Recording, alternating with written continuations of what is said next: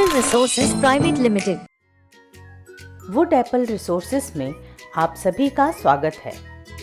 कक्षा चौथी हिंदी। मैं आपकी शिक्षिका धरा हूँ और ये हैं आपके दोस्त। मैं गोपी। मैं एप्पी। बच्चों, आज हम पढ़ने वाले हैं पाठ 9, हवा और पानी। एप्पी, हमें अपने आसपास के पर्यावरण की देखभाल के लिए क्या करना चाहिए? हमें पेड़ पौधों की देखभाल और पर्यावरण से जुड़ी सामग्री को पुनः उपयोग करना चाहिए। हाँ, बहुत अच्छा विचार है एप्पी। हमें सभी लोगों को पर्यावरण संरक्षण के महत्व के बारे में शिक्षित करने की आवश्यकता है। हमें उन्हें साफ सुथरे रहने के लिए प्रोत्साहित करना चाहिए और अपने आसपास स्वच्छता के महत्व को समझाना चाहिए, क्योंकि आसपास स्वच्छता रहेगी तो हवा भी स्वच्छ रहेगी। हाँ, और हमें नदियों और झीलों के जल को शुद्ध रखने के लिए भी काम करना चाहिए। हमें घरों में प्लास्टिक और कागज़ की खपत को कम करने के लिए कदम उठाने चाहिए। इसके अलावा बिजली और पानी का उपयोग भी सही तरीके से करना चाहिए। बिजली के संसाधन, सोलर पैनल, पवन चक्की का प्रयोग करना चाहिए ताकि हम ऊर्जा की बर्बादी को रोक सकें। एप्पी, हमें तो समझ आ गया, पर चीनी और मीठी के पापा को ये सब समझ आया कि नहीं? आओ जाने कहानी के द्वारा। कुछ बच्चे बगीचे में खुशी से खेल रहे थे। अचानक हवा चलने लगती है और धूल उड़ने लगती है। धूल मीठी की आंखों में चली जाती है। वह रोने लग जाती है। मीठी को रोता देख चीनी उससे पूछती है, क्या हुआ मीठी, तुम रो क्यों रही हो? कुछ नहीं, मेरी आंखों में धूल चली गई है। चीनी मीठी की आंखों में से धूल साफ करती है। धूल के कारण मीठी की आंखें लाल हो जाती हैं। उसी समय चीनी और मीठी की आवाज़ सुनकर उन दोनों के पापा वहां आते हैं और आपस में बातें करने लगते हैं। कितनी तेज हवा चल रही है और इस हवा के साथ बहुत ही दूषित गंध आ रही है। इसके बारे में हमें कुछ सोचना चाहिए। इसका हल तो पर्यावरण विभाग के पास ही मिलेगा। चलो चलकर पूछते हैं। उनकी ये सब बातें सुनकर हवा और पानी परेशान हो जाते हैं और कहते हैं, इन लोगों ने तो हमें ही दोषी ठहरा दिया। चलो हम पहले पर्यावरण कार्यालय पहुंचते हैं। चीनी और मीठी के पापा पर्यावरण कार्यालय पहुंच जाते हैं। वहां पहुंचकर पहले वे पानी की शिकायत करते हैं। आजकल पानी पहले जैसा नहीं रहा। हमारा तो अब पानी पीने का मन ही नहीं करता, क्योंकि हमारे घरों के नलों में भी गंदा पानी आता है। पानी में स्वच्छता तो अब रही ही नहीं। आप लोग ही मुझे गंदा करते हो। आप लोग नदी तालाबों में कचरा फेंकते हो। कल कारखानों की गंदगी, नालों की गंदगी मुझ में ही प्रवाहित कर देते हो। इसमें मेरा कोई दोष नहीं है। इतना ही नहीं, यह कहीं बरसता है और कहीं नहीं बरसता। यह तो इसकी मनमानी है। मेरी मर्जी कहाँ चलती है?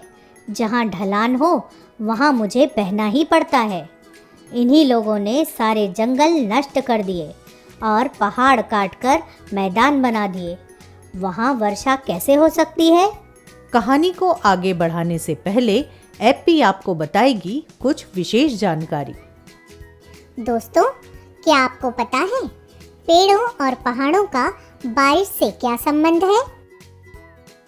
जब तेज गर्मी पड़ती है तो समुद्र, नदी, झील का पानी सूर्य की तपिश से वाष्प बनकर उड़ जाता है। इसी वाष्पीकरण के चलते आसमान में बादल बनते हैं। उन बादलों में पेड़ों से वाष्प बनकर उड़ने वाला पानी भी मिल जाता है। इससे बादल भारी हो जाते हैं और बरस पड़ते हैं। ऐसे ही समुद्र से उठने वाली वाष्प से भरी हवा जब पर्वतों से टकराती है तो इन हवाओं को ऊपर उठना पड़ता है, जिससे पर्वतों के ऊपर जमे हिम पिघलकर वाष्प बूंदों के रूप में आकर धरातल पर बरस पड़ते हैं। दोस्तों, आइए अब जानते हैं कि हवा और पानी की बात किसी ने समझी या नहीं। हवा ने भी आजकल जीना मुश्किल कर दिया है। हर समय यह हमारे आसपास बदबू फैलाती रहती है। हम सब अब बहुत परेशान हो गए हैं। नहीं नहीं, मैं ऐसा क्यों करूँगी? ये ही लोग चारों ओर गंदगी फैलाते हैं, जिसके कारण वातावरण दूषित होता है, और जब मैं चलती हूँ तो बदबू मेरे साथ सभी तक पहुँच जाती है। कल कारखानों की जहरीली गैस मुझ में मिलकर बदबू फैलाती है, जिसके कारण मेरा भी दम घुटता है। पर जब यह चलती है तो हमारे घरों में धूल मिट्टी और कचरा उड़ा कर लाती है। नहीं, यह गलत बोल रहे हैं। ये चारों तरफ कचरा फेंकते हैं, वह मेरे साथ उड़कर इनके घरों में जाता है। आपको मेरे चलने से परेशानी है तो लो, मैं चलना बंद कर देती हूँ। हवा अपनी गति रोक देती है।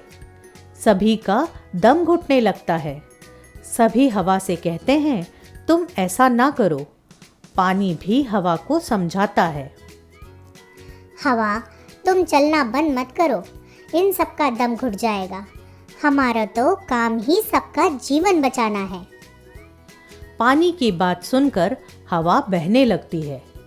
पर्यावरण अधिकारी हवा और पानी की बात सुनकर सभी से कहते हैं, इसमें हम सबकी ही गलती है। हमने ही इन्हें दूषित किया है। सभी को अपनी गलती का एहसास होता है। सभी हवा और पानी से माफ़ी मांगते हैं और वादा करते हैं कि अब वे उन्हें दूषित नहीं करेंगे। तो बच्चों, इस पाठ से हमने जाना कि हमें मिलकर अपने पर्यावरण की सुरक्षा करनी चाहिए। शुद्ध हवा और स्वच्छ पानी के लिए हमें प्रयास करने चाहिए। शुद्ध हवा और स्वच्छ पानी हमारे स्वास्थ्य के लिए आवश्यक है। प्रदूषित वातावरण में जीना हमारे स्वास्थ्य के लिए हानिकारक हो सकता है। इसीलिए हमें पर्यावरण संरक्षण में अपना पूरा योगदान देना चाहिए। आइए हम सब मिलकर एक स्वच्छ और स्वस्थ वातावरण बनाएं, सबको समझाएं और पर्यावरण संरक्षण के लिए अपना योगदान दें। व्याकरण सर्वनाम। आओ बच्चों, जानें सर्वनाम और उसके भेदों के बारे में। एपी, क्या तुम सर्वनाम के बारे में जानती हो? हाँ, मुझे पता है। जो शब्द संज्ञा के स्थान पर काम आते हैं उन्हें सर्वनाम कहते हैं। जैसे राम बाजार गया, राम बाजार से सब्जी लाया, राम ने सब्जी माँ को दी। यहाँ हम राम संज्ञा के स्थान पर वह का प्रयोग करके वाक्य को कुछ इस प्रकार बोलेंगे। राम बाजार गया, वह बाजार से सब्जी लाया, उसने सब्जी माँ को दी।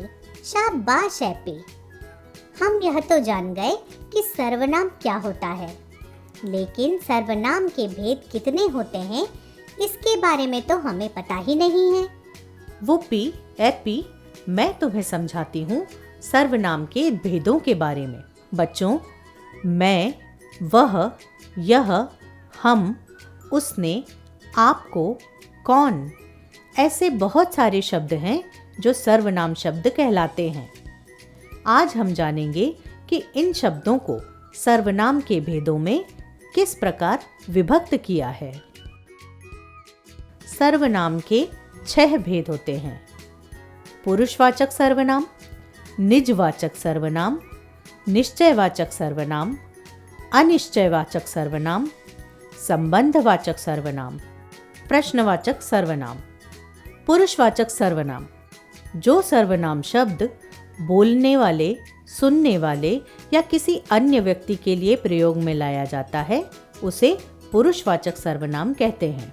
जैसे मैं, तुम, हम, वह, आप, हमारा आदि। क मैं गाना गाती हूँ। ख, तुम बुद्धिमान लड़के हो। ग, तुम्हारा नाम क्या है? निजवाचक सर्वनाम। जो सर्वनाम शब्द कर्ता स्वयं के लिए प्रयोग करता है उन्हें निजवाचक सर्वनाम कहते हैं। जैसे स्वयं, अपने, आप, खुद आदि। क, मैं मंदिर जाऊंगा। ख, अन्वी अपना कार्य स्वयं करती है। ग, आज से मैं अपना काम खुद करूंगा। निश्चयवाचक सर्वनाम। जो सर्वनाम शब्द किसी निश्चित वस्तु की ओर संकेत करते हैं उन्हें निश्चयवाचक सर्वनाम कहते हैं। जैसे यह, वह, वे, ये, इस आदि। क, मेज पर जो पुस्तक रखी है वह मेरी है। ख, आम मीठे हैं, ये मुझे बहुत पसंद हैं। ग, यह बगीचा बड़ा है, इसमें सुंदर फूल खिले हैं। अनिश्चयवाचक सर्वनाम। जिन सर्वनाम शब्दों से किसी निश्चित वस्तु की ओर संकेत नहीं होता है उन्हें अनिश्चयवाचक सर्वनाम कहते हैं। जैसे कोई, कुछ आदि। क, दरवाजे पर कोई है। ख, मुझे कुछ खाने के लिए दे दो। ग, आप कुछ कह रहे थे। संबंधवाचक सर्वनाम। जो सर्वनाम शब्द वाक्य में आए किसी दूसरे संज्ञा या सर्वनाम शब्द से संबंध जोड़ता है वह संबंधवाचक सर्वनाम कहलाता है। जैसे जैसा, वैसा, जो, सो, जिसने, उसने, जहाँ, वहाँ, जिसकी, उसकी आदि। क, जिसकी लाठी उसकी भैंस। ख, जैसा कार्य वैसा फल। ग, जो पहले आएगा सो इनाम पाएगा। प्रश्नवाचक सर्वनाम। वे सर्वनाम शब्द जो प्रश्न पूछने के प्रयोग में आते हैं वे प्रश्नवाचक सर्वनाम कहलाते हैं। जैसे कौन, क्या, कहाँ, किसने, कब आदि। क, वहाँ कौन खड़ा है। ख, जग में क्या है। ग, तुम कहाँ जा रहे हो। तो बच्चों, आज हमने जाना सर्वनाम और उसके भेदों के बारे में। हम ऐसे ही मिलते रहेंगे। वुड एप्पल रिसोर्सेज से जुड़ने के लिए धन्यवाद।